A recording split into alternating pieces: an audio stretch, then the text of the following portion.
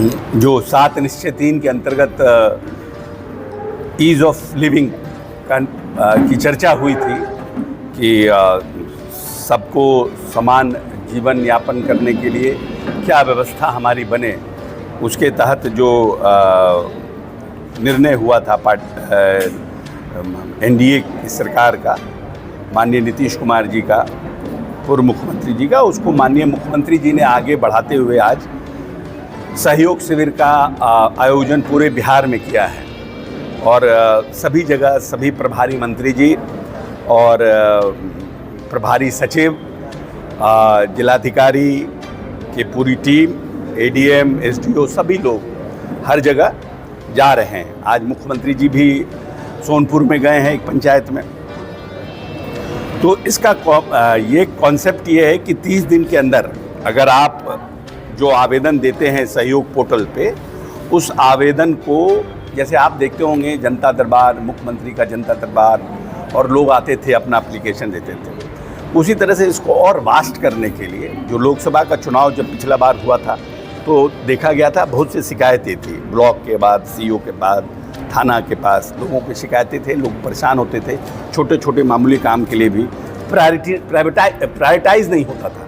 जैसे अब सीओ साहब को ये प्रायोरिटाइज नहीं है कि इसको जन्म प्रमाण पत्र देना है, इसको दे के हम जल्दी से नक्की करें, भाई ठीक है कल आना, परसों आना, तरसों आना, और बेचारा परेशान होता था लोग। तो वैसे चीज़ों के लिए माननीय जो सबका सम्मान, जो जीवन आसान के तहत इस कार्यक्रम को शुरू किया गया है। प्रत्येक माह के प्रथम और तीसरे मंगलवार को इसका आयोजन किया जाएगा। क्योंकि ये पहली बार हो रहा था तो प्रभारी सब मंत्री लोग आए हैं। अगली बार से जब हम अपने प्रभार के ज़िले का बैठक करेंगे, उसमें ये सब का रिव्यू करेंगे कि भाई कितना हुआ। लगभग 2100 एप्लीकेशन पड़े हैं जो हमने अपने, और लगभग उसका 1500 का निष्पादन हुआ है। तो इट इज़ ऑलमोस्ट, अगर आप पूरे जिले 70% निष्पादन हुआ है, और कुछ रिजेक्शन हुआ है, क्योंकि हो सकता है कि कोई एप्लीकेशन ऐसे हो जो इंटरटेन करने लायक नहीं हो, जो हमारे लॉ के दायरे में नहीं हो।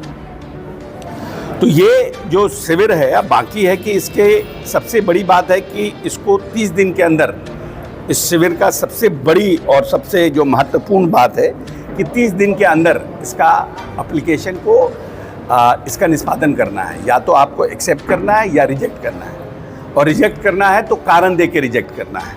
और ऊपर के पदाधिकारी जिसने रिजेक्ट किया, सपोज दैट कि अशोक चौधरी ने रिजेक्ट किया, तो Samrao Chaudhary has got this power to review it कि मेरा रिजेक्शन, हमने जो रिजेक्ट किया है वो जायज़ है कि नाजायज़ है, और उसके ऊपर निर्णय कर सकते हैं। सपोज दैट कि एसडीओ ने निर्णय लिया कि भाई नहीं है शिविर में, कि नहीं ये नहीं हो सकता है, तो कलेक्टर को अधिकार है, फिर वो अपना आगे बढ़ेंगे, उस पर रास्ता नहीं।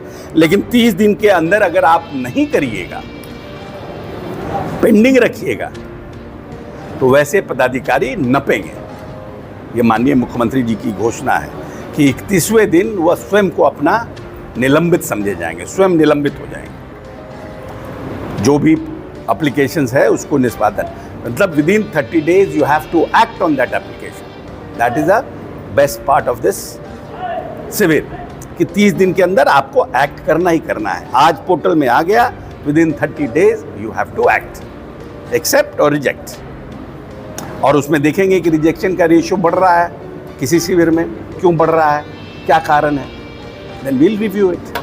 तो मैं समझता हूँ कि ये बहुत बढ़िया और बहुत अच्छा है, जिसको हम लोग बोलते थे कि सरकार जनता के द्वार, ये उसका सही रूपांतर हो रहा है। सरकार जनता के द्वार, पूरी की पूरी सरकार पंचायत में आकर के आज बैठी है, पूरी की पूरी टीम, और आवेदनों का निष्पादन हो रहा है।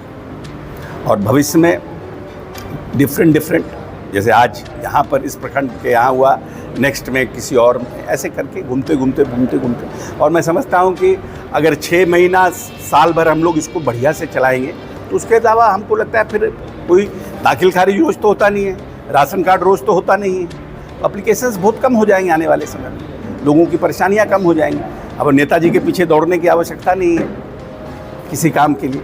अब आप मेजर कोई काम कराना चाहता है, पॉलिसी डिसीजन जी जैसे आज टोटल अभी जो है 2100 एप्लीकेशंस आए थे और 1500 निष्पादन हुआ है, लगभग 70%। 2-3 ब्लॉक